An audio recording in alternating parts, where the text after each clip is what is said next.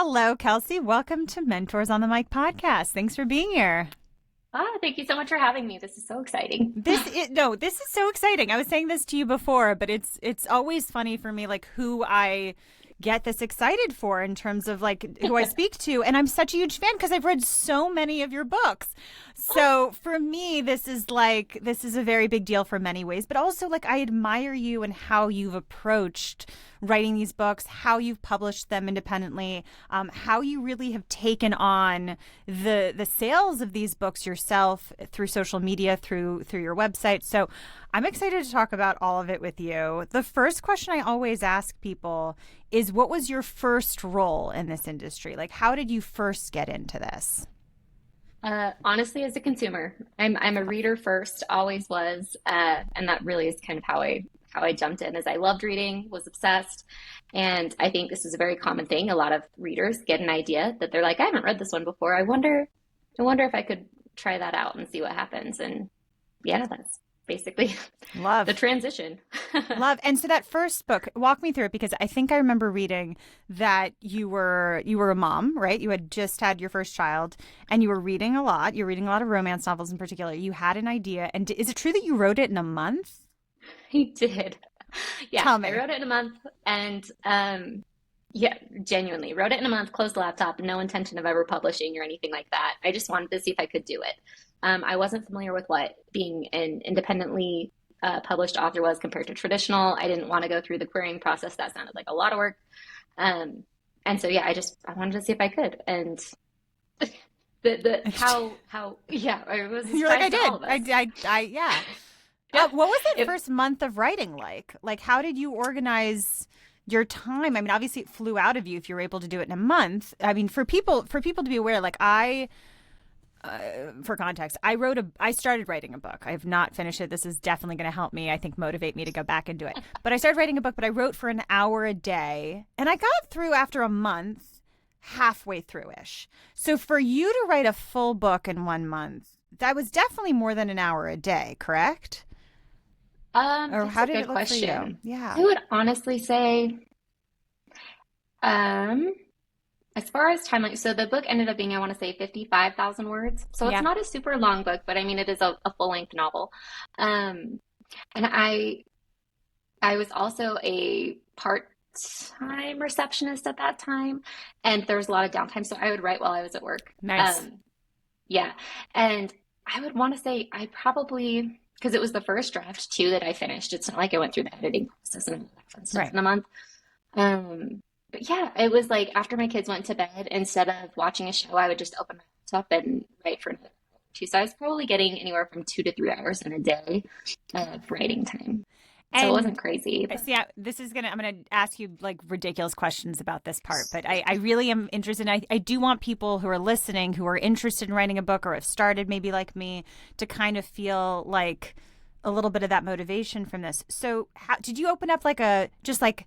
Was there a particular program or platform you used, or did you just like open up Google Drive or just your Google Docs. Microsoft Google Docs? Google Docs. I think even now that's what I write in is Google Docs, which who knows if that's a good thing. I really think that we're so quick to put up barriers for why we can't do something. Yeah. Um, and it's funny because I actually get people emailing me probably once a week saying, hey, I want to write a book. Do you have any advice for me? And I always say, write the book.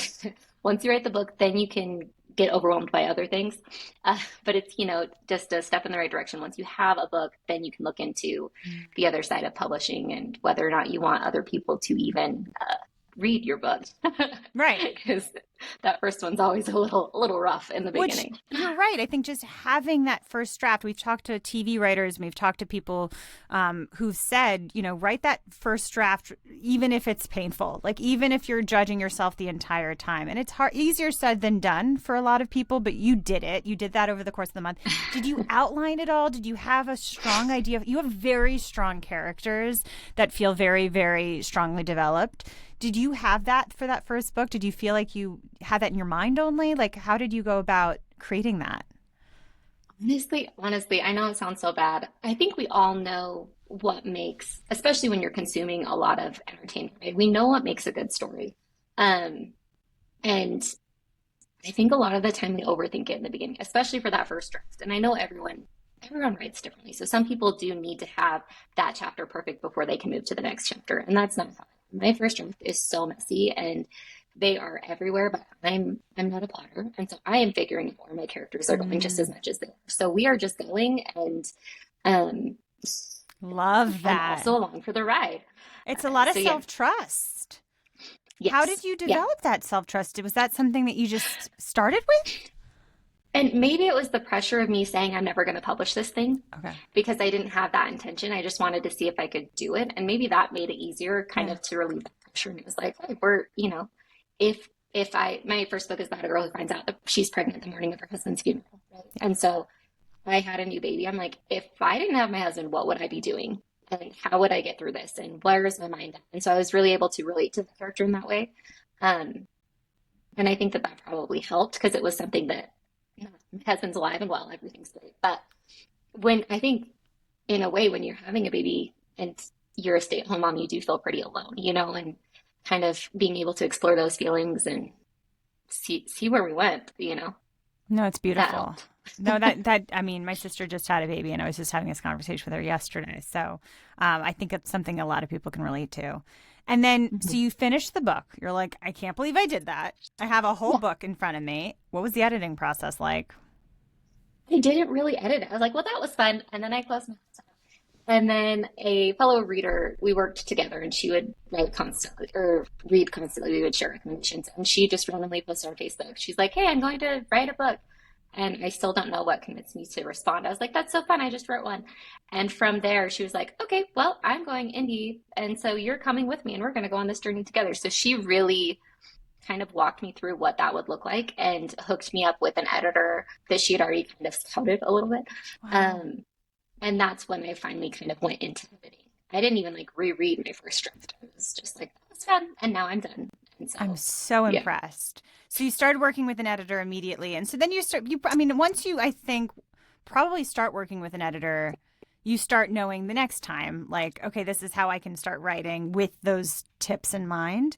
What Yes. were some of those tips that you started learning that you now apply for other books? Like probably naturally, but like, what were some of those initial things where like, okay, now, because it's almost like having experience editing a film and then going back and going, okay, now I'm writing a new film. I'm going to now keep all that editing knowledge in mind.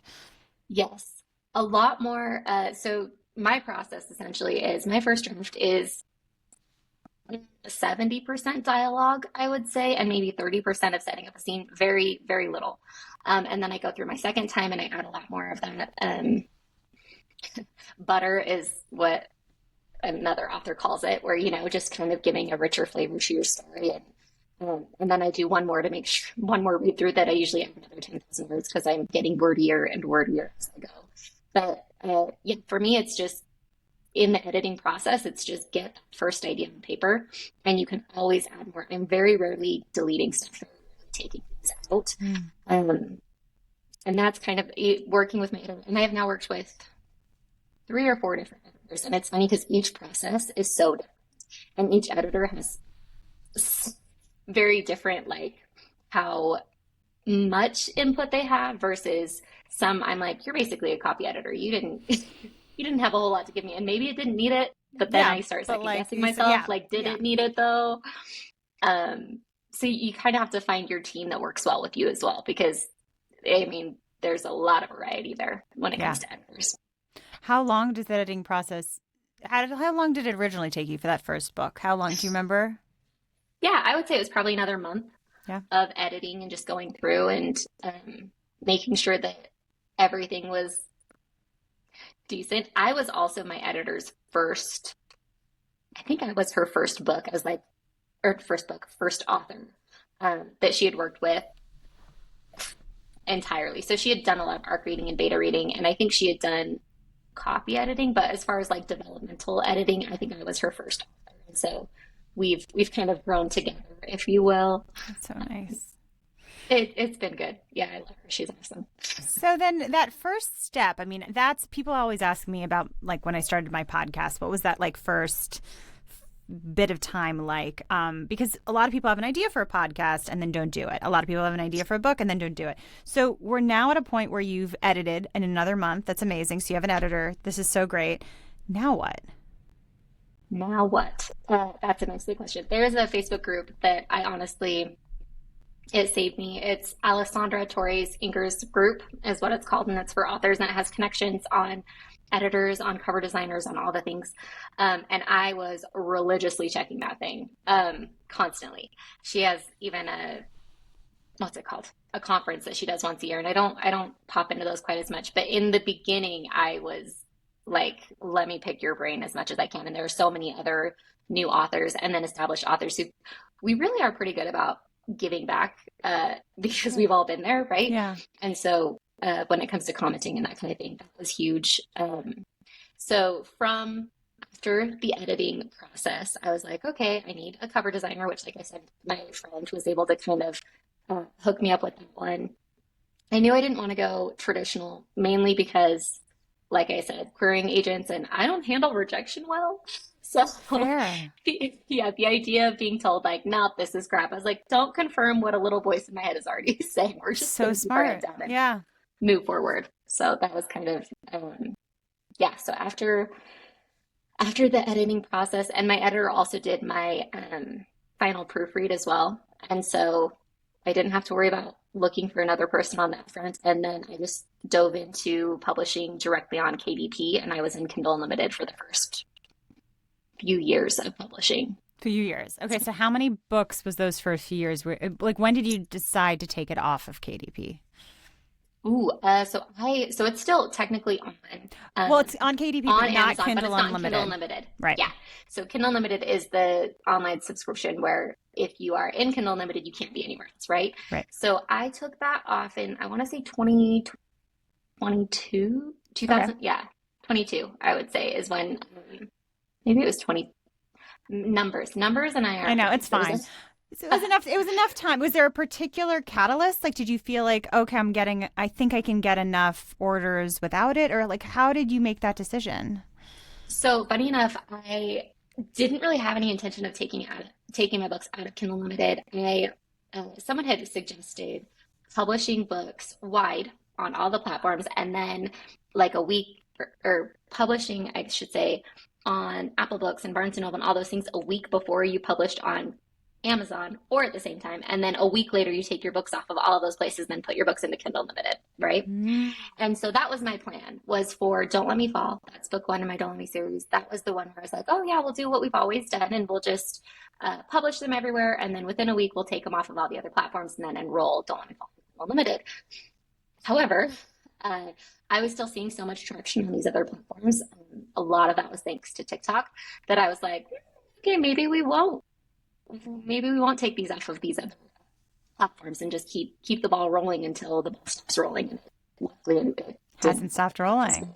Well, okay, so let's I have a couple questions before we get into social media, because I'm so excited to ask you about that. But we'll go into just the strategy that you just said. So can you walk me through why the strategy was putting everything on all the platforms except for Kindle Unlimited for a week, and then taking it off and putting on Kindle Unlimited? Yeah, so essentially with newbie authors, building on other platforms is very difficult. I think that there's a little bit more organic push on Kindle Unlimited, or even it's easier for readers to take a bet on a new name if it's free in Kindle Unlimited, right? Right. And so when you're starting out, Kindle Unlimited is a very smart way to go, because you're able to get exposed to so many readers. However, for a lot of people who are like, okay, I don't want to be stuck in the Kindle Unlimited boat for forever, how can I slowly start to build some of those other platforms?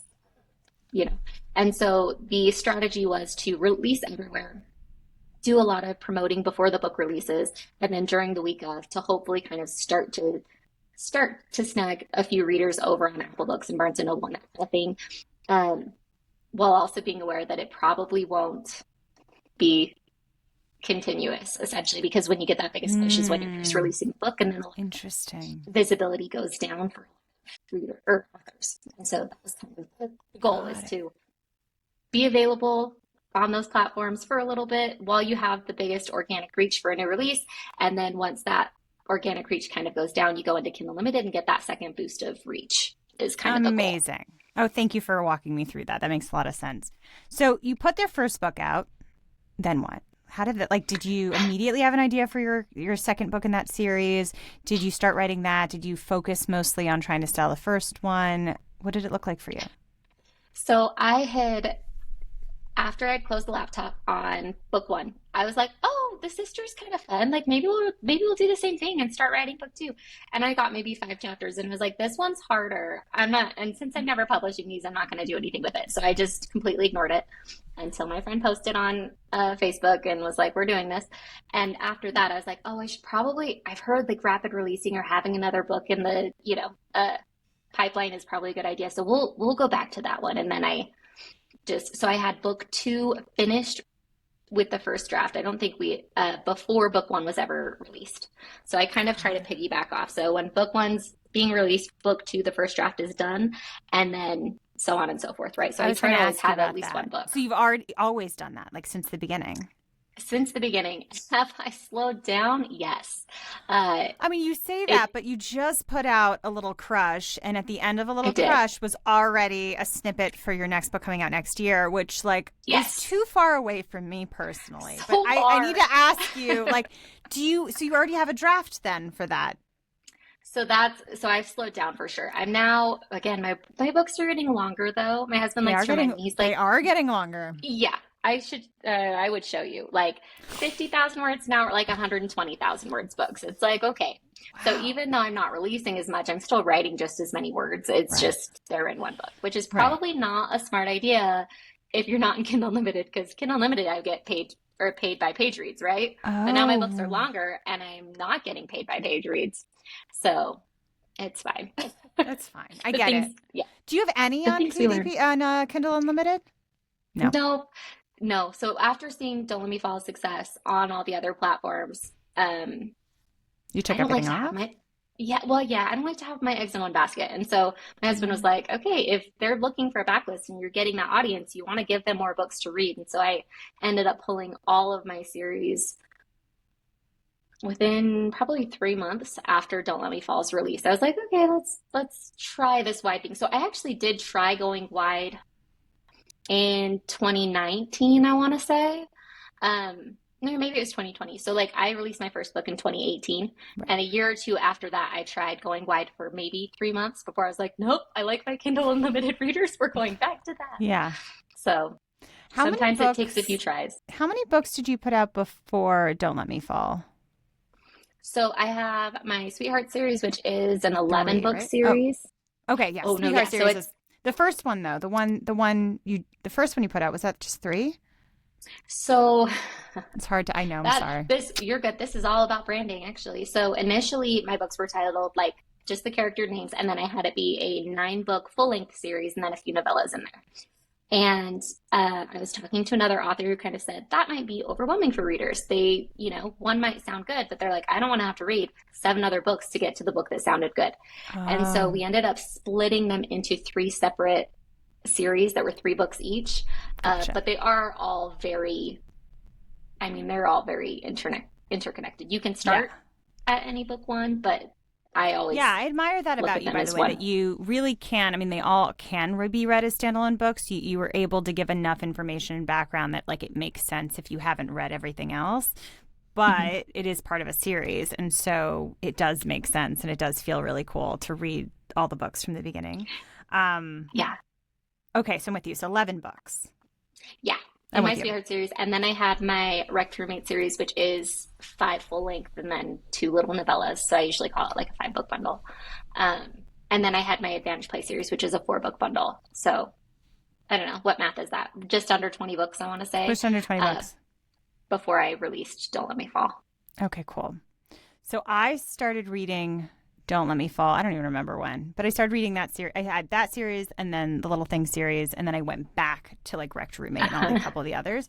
So that was my journey with your books. But okay, let's go back. So when you had the moment going, okay, I'm going to try Don't Let Me Fall.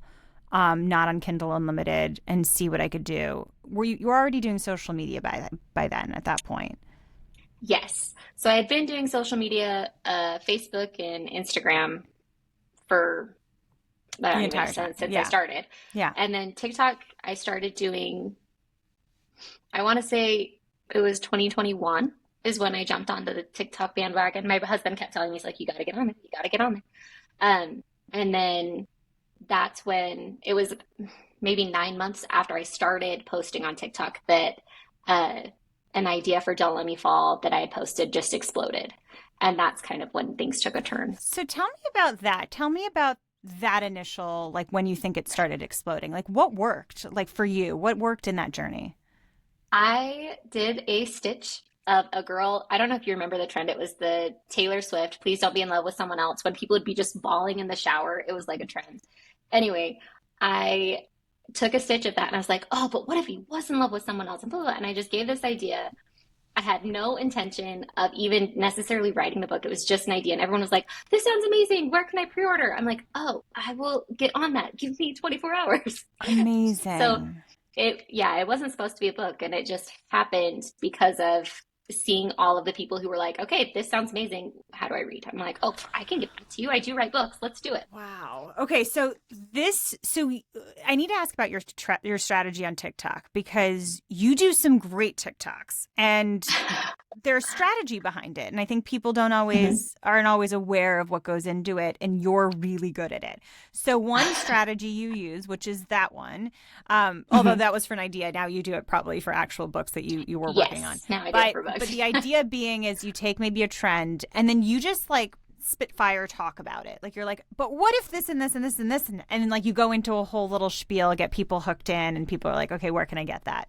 So that is a strategy you use very well. What are some other strategies that you feel like have worked really well for you on TikTok?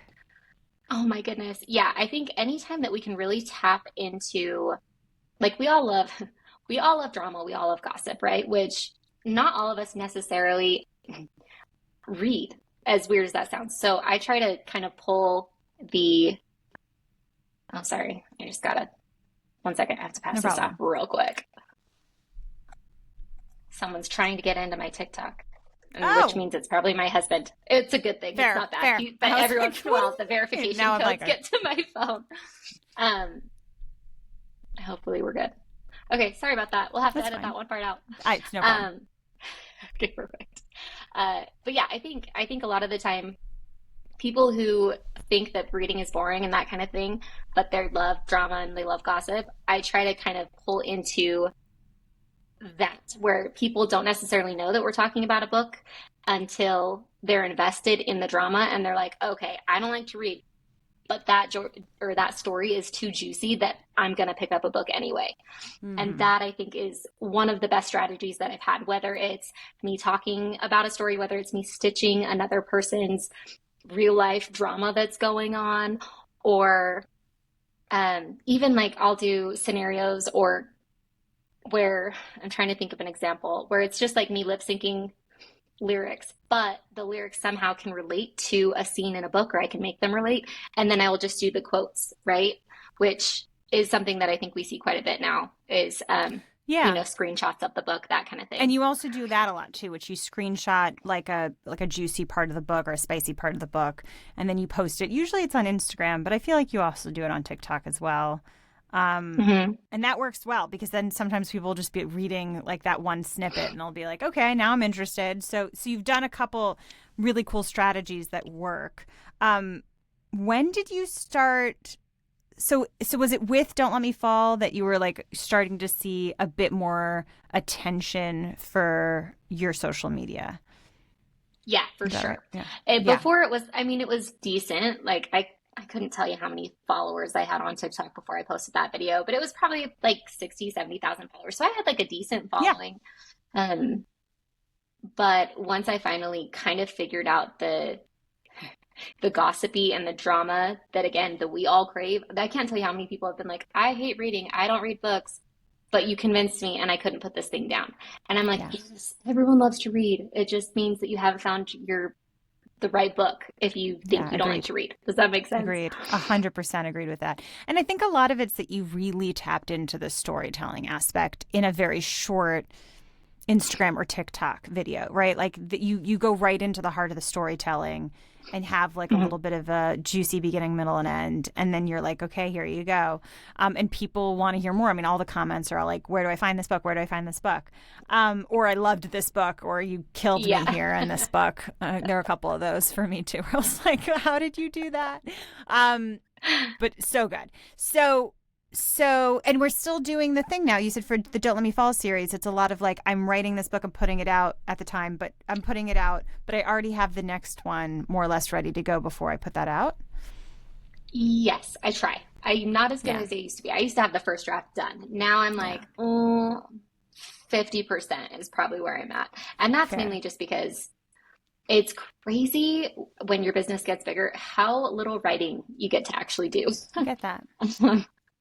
Yeah, we're Yeah, going to that's talk been the about that. hardest Like as it transition. grows, because you're also doing social media, you're also selling this. You're also putting, I mean, it's true to say that you're putting these books out. You're sending them out yourself. Like you and your team are sending out Yeah, these books to readers. So those are yes, all huge like admin parts of the business that you are now having to be on top of in addition to writing.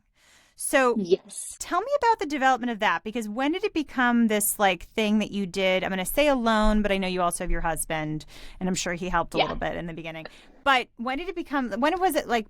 When did it become when did it evolve from a solo project to you're starting to hire people and have people help you create more of a team? Yeah. That's my So question. I ran things solo for probably too long. My husband finally was like, "You're drowning." So initially he's a chemical engineer, and he was the breadwinner, and then I was doing this as the hobby. And once Don't Let Me Fall kind of took off, we were like, "This is so great. It's not gonna last, but it's so great. Like, let's enjoy it while we can." And then things just kept getting busier, and we had just gone through a summer. I have three kids, and my husband was working from home, and I was attempting to work from home to the point where it was like, okay, either one of us needs to quit or one of us needs to quit. Like that was there wasn't another option. And so um this was before the physical side of things really got crazy. My husband was like, "Okay, you're making more than I am. We can't keep doing two jobs, especially during the summer. It's just not going to work." Right. I mean, they're Our home. kid, How do you? yeah. Well, Yeah. and I always joke, I'm like, my kids like me too much because they're like, "Hey, mom, can I just tell you all the things?" I'm like, "This is so great. I need 1 hour. Can I have one Yeah. hour?" And then 10 minutes later, "But mom, I have to show you the Legos I did." I'm like, "Okay." I either need to start being mean and kicking them out, or anyway, I'm too nice, is Yeah. what it is. So he quit with every intention of being the stay-at-home dad. Like, not even that he was going to come and work for me. It was, I was able to handle that side of things pretty well because we were mainly digital, which the digital side is not you can handle. You know what I mean? Like you can upload your Yeah. things. It's not a huge deal. Stay on top of ads, that is a little bit of a headache. But like I had a relatively good handle on it. And then um, TikTok Shop, I put a book up on TikTok Shop. It was actually a damaged box of special edition books that never got sold, and it sold out within like an hour. And it was only like 30 books or something. But I was like, there's money here that Yeah. we didn't have ever tapped into. And so I was like, let's try, like, instead of 30 books like I had in the box, let's try ordering 50 of them and see what happens. And then it just kept just absolutely exploding, up to the first book in my Little Things series, which is when we were like, okay, this is a full-blown e-commerce business that we could be doing outside of like the digital. But my husband, thankfully, he had quit.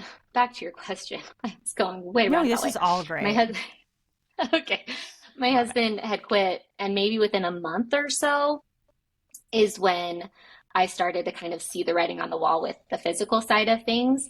And then he was like, "Well, I can help you out, here and there." And now we have a warehouse that he runs, maybe not quite full time, but pretty darn close. So it just, Wow. yeah. And that's when we really were like, okay, we got to start bringing on other people. So we actually hired physical people, or for the physical warehouse side of things, we hired that out before we ever got me help on the digital side and marketing and that kind of thing. It's And just a slow, so slow how progression. many people ish, proximate, Yeah. are part of the KELSIE RAE team? So I have um two full-time people that work on like the digital side of things. So I have a marketing person and a social media person. Um, and my marketing person handles basically everything outside of Facebook ads, which is what I am still handling right now. I am working on passing that off because it's the biggest headache on the planet. And then I also have a customer service girl who works part-time.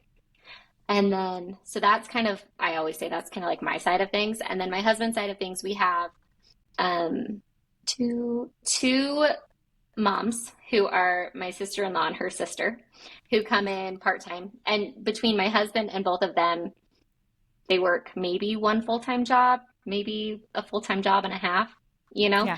And then I have an afternoon team, which are a bunch of high schoolers who come and prep all of my stuff after school and get everything into their boxes so that my actual, order people, who is my husband and that kind of thing, who can snap labels on everything. So I have maybe 10 or 11 people, but only two full-time. And then from there, it's just a bunch of part-time workers. And how did you, first of all, amazing. If I'm not reacting to that, it's because internally I'm like, that's so cool. You're totally fine. When you put those packages together, so like I've gotten your books before, so it's, it comes with like a sticker that comes with, that for particular couple from the book. It comes with, I think it came with like a QR code to one of your novellas. How did you figure out like how we're going to put this package together? Like what went into that? Yeah. So we learned very quickly. Oh, I hope I don't get in trouble for this. The TikTok shop was like any other platform. Amazon's the same way, where it was very hard to reconnect with your buyers because they have all of that data. And so we're not able to see, even when we print off a label, we can't see the address until we actually get the shipping label and stick it onto a box. And so we're not able to keep anybody's information, which is a very safe thing. It's great. No complaints. However, we decided to do the QR code because that gave us another touch point for them. Yeah. Exactly. For them to download the ebook, and then we get their email address, so then we can keep reaching out to them and then kind of pull them into our own funnel. You know what I mean? Our own little community versus then staying in the TikTok shop verse or the Amazon verse. So that's kind of what our first thought was on that side of things. So many sides to this. It starts off with, I just wrote this book and then I closed my laptop, and then it goes into this like huge business that you've put together. Yeah. So tell me, we spoke a little bit of the packaging. Totally makes sense why you do that. When did you start with like your newsletter? When did you start? Yeah, let's start with newsletter first. When did you start that? How does that work? Because like you said, it's a funnel, and as any good newsletter email listserv should be.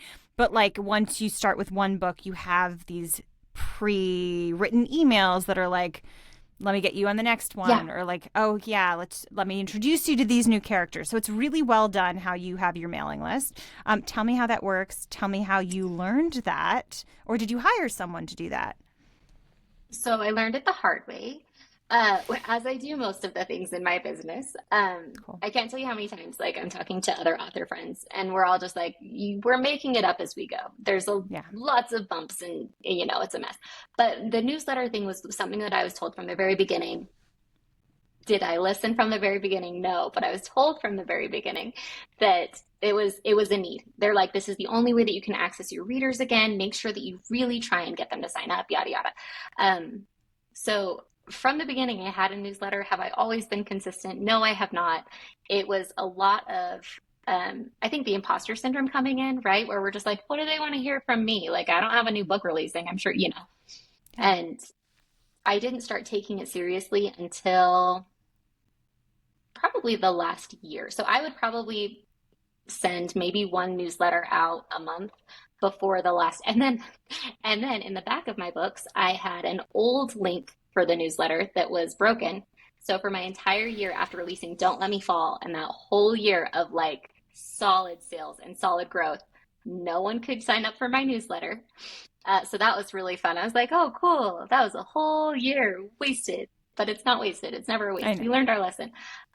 Before I finally hired, my marketing girl now handles my newsletter and setting up all the funnels. And so if someone purchases one series, they then start getting little snippets from the next series within a week, all that fun stuff. So that Amazing. now I have her doing that. Because that's a huge part between, like, we're talking about social Oh media, yeah. we're talking about the packaging, we're talking about now there's a lot of admin. What are your Yes. favorite parts about all this? We all have our favorite parts, and then we all have our least favorite parts. What are your favorite and least Yes. favorite parts of the whole process? Oh my gosh. Favorite parts, hands down, writing the book. That is just my happy place. And then communicating with readers, whether it's interacting on social media and like talking to them or just getting their emails. I get emails all the time from people saying, how much a story meant to them. I love all of that. Love it. Wouldn't change it for the world. Parts that I don't love are the one-star reviews. Obviously, those are Yeah. icky. I don't want to read those.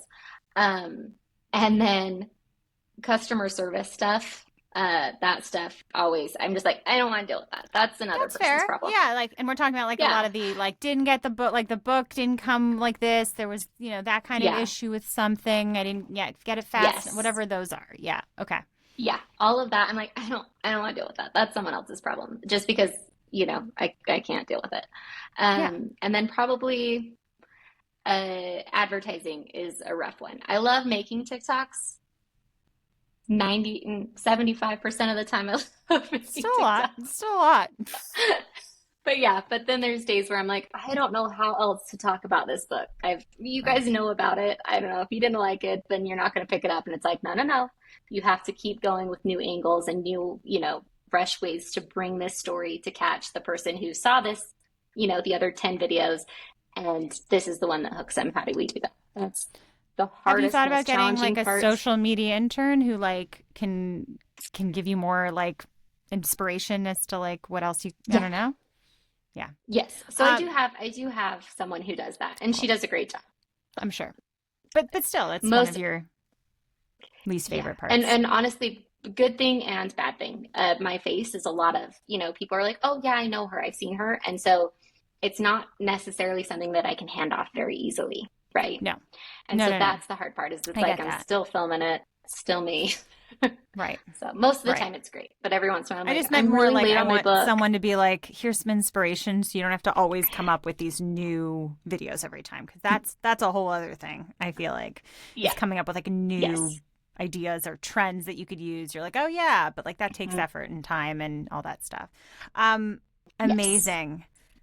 So yeah, there's so many parts to this empire you've created, Kelsey. I had another question about part of the admin stuff, and I can't think of it off. I barely look. My questions are there, and they're in my mind, and I have them, but I haven't even looked at the questions that I've come up with. I just know that I'm hitting a lot of them. Um, uh, do you have a posting schedule? Uh, so yes and no. An So my tick, intended. yeah, an intended one. So I post like any TikTok that you see on like my TikTok, that's me. I have another one that's it's like booked with Kelsey, I want to say that my social media girls run. And then as far as Facebook and Instagram and all those things, they will either pull from my TikTok or the ones they're creating, as well as creating their own posts on Instagram and Facebook, that kind of thing. So as far as schedule goes, they handle all the scheduling on those other platforms, Got it. YouTube, all the things. And then for TikTok, as long as I'm posting one a day, then I'm happy as a clam. That's great. Yeah, yeah, yeah. One a day is great. That's the answer. Okay, still a lot. That's a lot going on. Um, Busy. it's busy. Look at you. I mean, really, it's so impressive. I don't know if that is coming clear in this interview how impressed I am, but it's consistently impressed. Um, okay, I guess I'm trying to think if there's any more process questions before I talk about your books. Um, uh, hmm.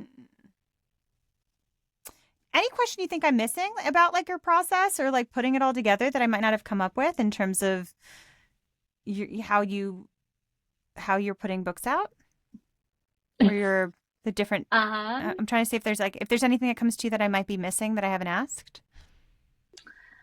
I know we've talked about kind of scheduling. Facebook ads. Um, you mentioned a little bit. Yeah, it seems like oh, this is what I wanted to ask. This is the last question. This is what I was trying to remember. See, I have to edit myself as well. All that will be gone. Okay, so my question then would be, what is your mostly what does your day look like? Like, how do you organize a given day, given you have all these different parts that you now have to, like all these hats you have to wear? Yeah. So when I first started, it was like, what do I feel like doing today? Is it a Yeah. writing day? Is it an admin day? And I learned very quickly that doesn't work. Over the last year, that's when I've learned I'm like, that doesn't work. We need to start like really narrowing down that schedule and getting it nailed down. So my Mondays are creating TikToks, whether I'm writing the script and filming them or, all that fun stuff. I also am very my daughter's OCD, so I always like struggle to say I'm very OCD about this, but Yeah. I am. I'm always looking at like where my ad spend was going, how much is actually coming in from that specific place, that kind of thing. So I do all of that on Mondays. And Like then analytics almost. my, Like, right? Like yeah, you're looking at the analytical side. analytics Yeah. and studying, yeah. Yeah. So it's Mondays. All of that is on Mondays. And then my meetings are Mondays and Thursdays. I have a meeting with a bunch of author friends on Thursdays. Today we're filming our podcast. It's a Monday. Yep. And then I am meeting with someone from my team every Thursday as well to kind of do one-on-ones, catch up. What are they doing? What do they need from me? All of that fun stuff. And if I'm able to squeeze in any writing time on either of those days, awesome, let's do it. But it's not always guaranteed. And then Tuesday, Wednesday, and Friday are like, we're buckling down, we're writing, we're getting that kind of thing done. How Am I much writing always can you? successful? Yeah. No. How much writing do you think you get done on average between like on a Tuesday, Wednesday, or Friday? On So a it good day, even. depends. I don't know. Yeah. On a good day, I would say I get anywhere from 6 to 8,000 words in, which Yeah. for me is awesome. On a Great bad number. day, Wow. I'm hanging out. Yeah, I'm hanging out between 3 and 4,000 is where I'm like, "Ugh, this was a, waste of a day. It's when I'm reaching for my phone to scroll TikTok and waste time, that kind of thing. So. Amazing. And for those who haven't listened or read any of your books yet, where would be a good place to start? Like, where would you recommend starting? So I always tell people start at a book one because you're going to be introduced to like a new friend group, that kind of thing. I I love all of my book ones in my series for different reasons. Yeah.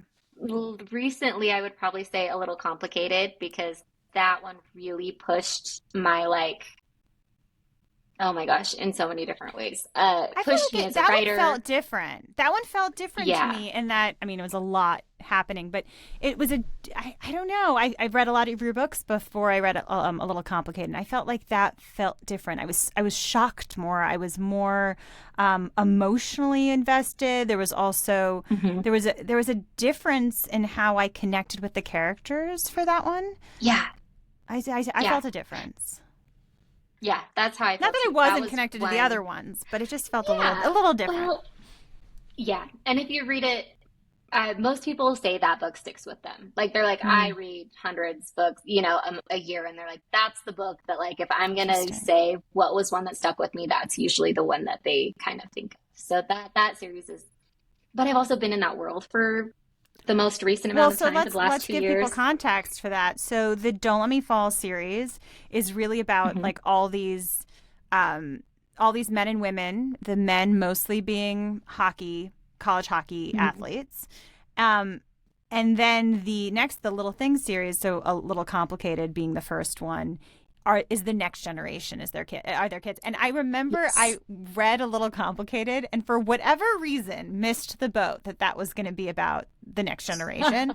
So I'm reading it and then they're talking about the parents and I'm like, what do you mean Colt and Ash are the and it's funny as a reader, and I'm sure you've gotten this a lot, but as a reader you're like, I was just with these people when they were Yeah. in college. Like this, what do you mean I'm reading about their children in college? And it was a really funny, trippy moment to be like, I was just with your parents while they were in school. Yep. And other authors are doing that as well. I think it's Elle Kennedy, another hockey Yes, author she's who done it also too. does. Uh-huh. She's doing it as well. So, what made you Yeah. decide to do that? Did you already have that idea for a next generation as you're writing? Yeah, how did that work for you? No. Did you just want to stay in the Honestly, world?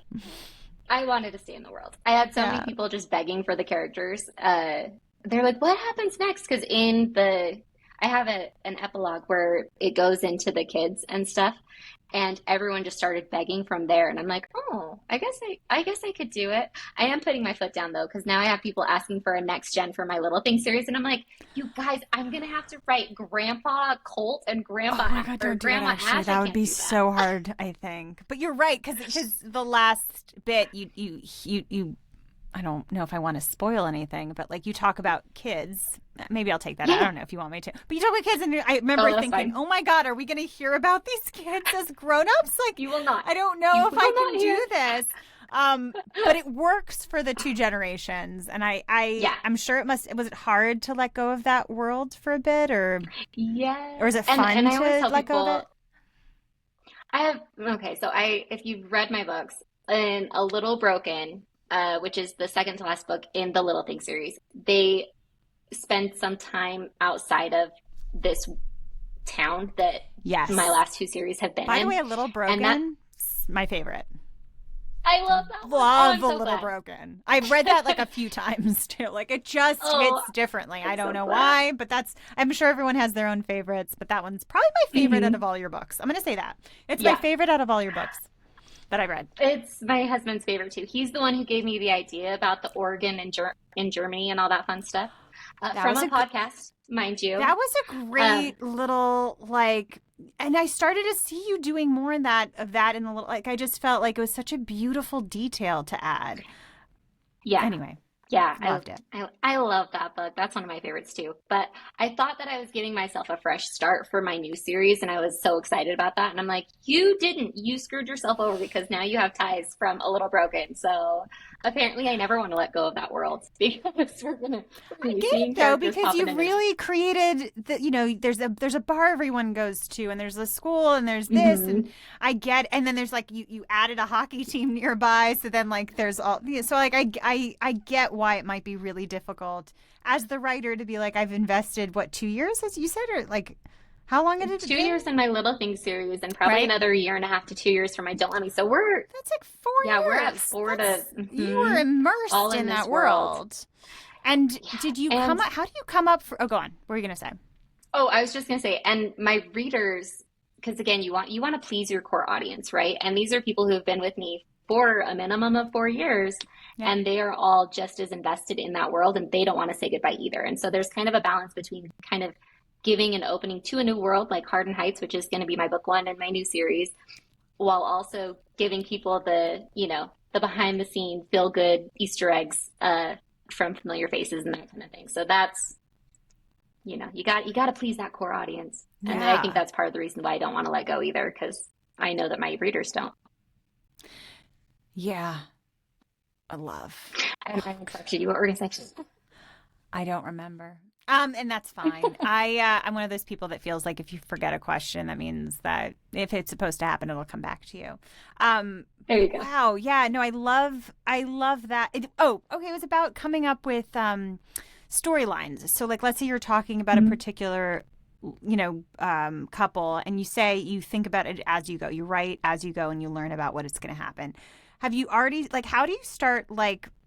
I'm sure ideas are coming to you all the time, right? At this point, you have a muscle of just like ideas are coming to you. Do you write them on like a voice? Do you like record them on a voice note? Do you write them on a note on your phone? Like, how do you go? Okay, I'm already planning, these characters a little bit, or like this idea is coming from me for the next book. Like, I have to write this one, but like, how do you organize that those things are creatively coming to you? I wish that I was as organized as I want to be. They're everywhere. They're either on my notes app on my phone, or I have voice notes and I'll like say book idea, blah, blah, blah, and it'll be the name, or it'll be on Spotify. I have playlists with just the character's name because I don't have even book titles at that point. I'm like, this is Right. Jagger, and that's all I have. And this is going to Yeah. be, give me the vibe of his story. So Yeah. just everywhere. Yeah. And then you just, once your time to start the book, you just go like, let me go back to all of those little moments. Yeah, let me see Yeah. what I can remember from here and there. And usually all of my books start with like a scene, or it's like one moment that I just know that's going to be in the book. And then I build an entire story around that one scene that just like hits so good in my brain. So it So just depends. interesting. So, like, for example, A Little Broken, let's throw that in. What was the scene that you can think of that, like, is anchored? Is like you're almost like your anchor for that one? Yeah, for that one, it was her sneaking into the concert because she falls in love with a rock star. And he sees her from the stage, and she's like, "That's not the security guard. Are you kidding me? I was Got it. flirting with the rock star." And then he invites her on stage. That was the scene that I was like, that has to go in there. It's so good. Love. Amazing. So let's talk about what's coming because I'm very excited. I got an Me advanced too. reader copy of A Little Crush, and I remember the QR code at the end was like, "Here's a snippet for the next one," and it was like one of the other. It was like not Broken. that Yeah. until it was like a little broken. I was like, "Is this a mistake?" I was really excited about what your next one was, and then they were like, "Yeah, wait for the first day, Michelle. It's like not that hard." So I waited for the first day, immediately opened up, found the clip for like the scene for the next series for Hardin Heights. Can you tell us anything about it? Obviously, do you have the draft already done? Where are we? So we And are that's fair if we you're are at not. 70. Oh yeah, no, you're fine. So we're at 70,000 words, and I Great. still like to joke Wow. that I don't know what it's about, which is a problem. There's a lot of pressure, and especially like you guys will know this with book ones, there's a lot of pressure because Yeah. you need to hook. Like that's where you're casting your widest net, right, of readers, and then you can kind of be a little bit more um, niche on your books following it because you've already got people hooked on the series. So I actually hate writing book ones because of all of that pressure, and you want to make sure that you're just hitting as many tropes and hitting them well, and it's a headache. So it's been fun but hard for writing Ruin Me, which is book one, because my last two series did so well. They were so intertwined that I was like, ooh, are my readers going to follow into this new world, even though it's not necessarily a new world, but kind of. Um, so that's been really hard, but good. If I could relieve some of the pressure, I'll say this. The skills that you have that you've obviously cultivated over all these things is evident in that one snippet that I saw that I read. And it's so I'm sure I'm not the only reader who will say this to you. I'm sure a lot of the already written to you. Like we're so excited to delve into that world. So like if any of that can relieve pressure of just like going back to that first question I asked you, which was like, how did you start? Maybe a lot of it's just that, just like writing it and then being Go. like, go back. But also that I get that leads me to a next question. Do you walk in now knowing that like there's going to be a trope, and like how do you walk into these books now? Do you think about the tropes ahead of time? You know, that's a really good question because I will say I think writing, and I've talked to a lot of experienced authors, writing later in your career, you would think is easier, it's harder because we put so much uh, thought into how am I going to sell this before it's ever, Right. what story is going to be told. It's how do I sell this story to people instead of Right. what story needs to be told. And that's hard. So now I do go into, what tropes do I want to make sure are in it? This was a huge one. Is hockey going to be in this series? Because hockey was in my last two series. Yeah. Do I want to, and basically for better or worse, you kind of, the more books you write, the more pigeonholed you get into certain niches.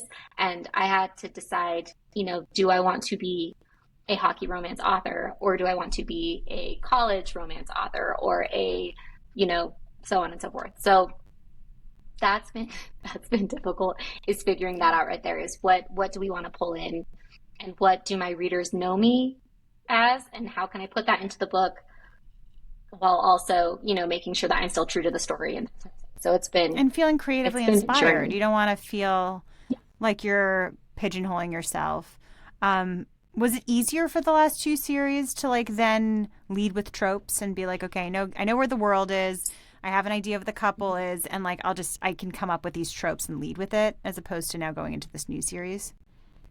Yeah, yeah. The last series, the hard part I would say about the last series is I knew that there was a very big thing that happens in book one that I knew was going to have repercussions throughout the rest of the series.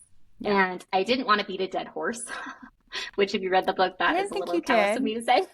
Yeah. That's good. But that was probably the hardest part was I was like, okay, because each person's going to deal with the repercussions of what happens in book one in a very different way. And how do I show all those sides while also still hitting tropes and also making it be a book that you can come into instead of having to start with book one and all of that. So that was a different kind of headache a little bit. But I did have a little bit more direction, which was nice. Now with a book one, you have, and I'm someone who majorly struggles with like decision fatigue. And when you're going into a new series and you're like, every single decision I make can lead me down path A, path B, da da da. And then I have to like go 10 steps ahead and be like, is that the path I want to take? Anyway, so yeah, that's I probably. hear you.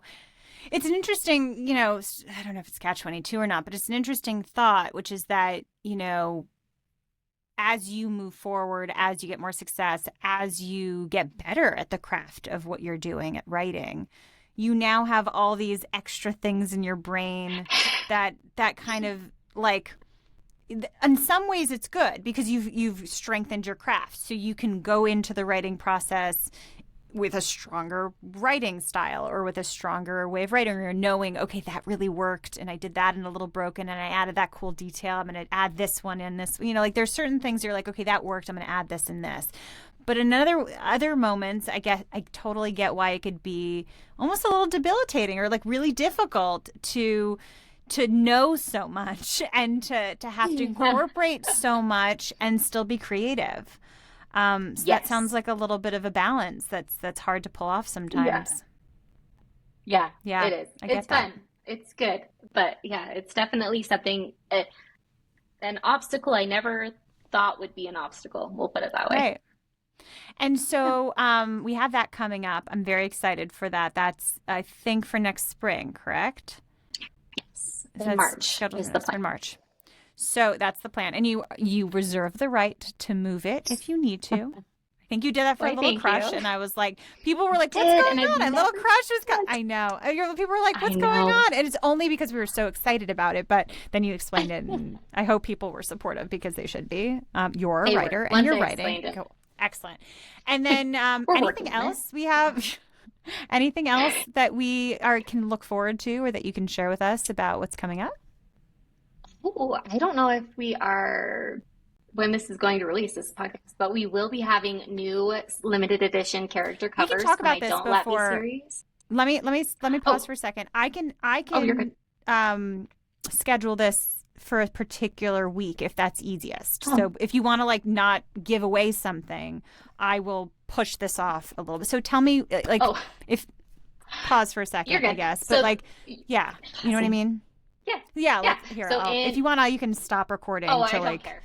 No, touch I don't base. care. But You're the totally idea fine. being if there's something specific and you don't want to give it away, we can schedule it so that it's after or right at the same time or whatever works for you. So I don't want you to Yeah. feel weird about that. No, you're That makes totally fine. sense. And my Taylor Aponte, she always gets mad at me because she's like, you need to not just blurt your life story, and I do it every time. I'm like, no, let me just tell you all the things. We're just Yeah, chatting. that's all This is no everything that's one's gonna coming. listen to this. It's fine. But yeah, we have a new thing coming in like 11 days. I think we're launching it on November 1st. So it's gonna be Amazing. really great. And Is we're it a very excited. novella? Is it a book? Is it like So no, it's not a a book. It's new snippet? covers. And then, oh, I wish. Whoa, No, it's going to be new covers for the Don't Let Me series and the Little Things series with like cute little characters on them. And then, fun. so that's the thing that's coming until Ruin Me comes out in March, which Amazing. is Well, crazy. we're so excited. And Me too. just thank you so much for taking the time to talk to me about how you put together these books. I find it fascinating. I know a lot of other people will. The fact that, just the journey alone of writing your book, Mhm. slamming your laptop down, and then how many different facets to your business there is now. It's just Yeah. so impressive and so cool. And I really appreciate you just sharing some light on how Team KELSIE RAE functions so well and thrives. So thank you for all the work you do. And thank you for talking with me today about just how you put it all together. Oh, well, thank you for having me. This has been a lot of fun. And I'm glad that we look like we're polished and know what we're doing from the outside in. Because, yeah, you should see in some of our meetings. We're like, well, how are we going to do this now? Yeah, So good. I'm glad. well, you're figuring it out as you go along, and things like eventually will, as I'm sure it already is, like just be streamlined and easier. And then other things you're like, well, didn't know that was going to be a thing, and now it is. Now we're But problem solving you're again. handling it all in stride, and there's a lot of stuff that comes up, and it sounds like you guys are dealing with them and dealing with them well. And it's, as a consumer, as a reader, not only have I enjoyed your reading, but I enjoy buying things from you, if that makes sense. Like Well, that thank process you. is also nice. So thank you for all you do. Thank you for coming on, and I appreciate learning more about you and your journey. Anytime. Thanks for having me. This has been great.